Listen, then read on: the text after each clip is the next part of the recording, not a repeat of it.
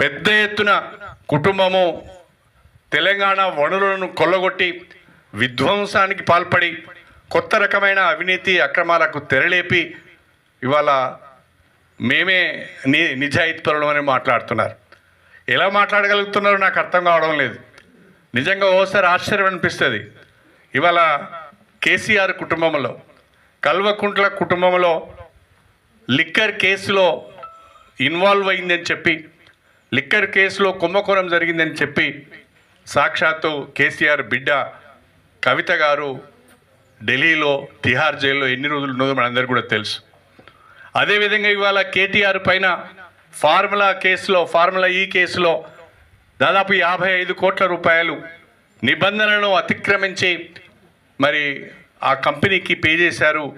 తద్వారా అనేక రకాలైన తప్పులకు పాల్పడ్డారని చెప్పి ఈరోజు ఆయన మీద కేసు అయింది. ఆయన కూడా రేపో మాపో జైలుకు పోయేటట్టున్నాడు. కాళేశ్వరం ప్రాజెక్టు విషయంలో కేసీఆర్, హరీష్ రావు గారు అనేక రకాలైన సాంకేతిక పరమైన ఇతరత్ర తప్పులు చేశారు. వాళ్ళను కూడా తప్పకుండా విచారించవలసిన అవసరం ఉంటుంది అని చెప్పి కమిషన్ ఘోష్ ఒకవైపు మాట్లాడుతున్నారు.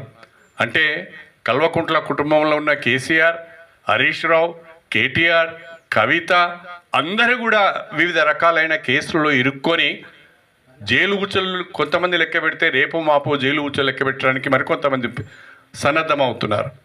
నేను అడుగుతున్నా, ఒక్క కేసీఆర్ కుటుంబం మీదనే ఇన్ని ఆరోపణలు ఎందుకు వస్తున్నాయి? నిజంగా మీరు నీతివంతులైతే, నిజంగా మీరు నిజాయితీ పరులైతే ఇన్ని రకాలైన ఆరోపణలు మీ మీదనే ఎందుకు వస్తున్నాయి? ఇన్ని రకాలైన సాక్ష్యాలు మీకు వ్యతిరేకంగా ఎందుకు లభ్యమవుతున్నాయి? హిట్ టీవీ యాప్ ని డౌన్లోడ్ చేసుకోండి. ఇందులో short news, live news, entertainment movies అన్ని అవైలబుల్ గా ఉన్నాయి. Please download Hit TV app. Hit TV app. Hit TV యాప్ని ఫ్రీగా డౌన్లోడ్ చేసుకోండి.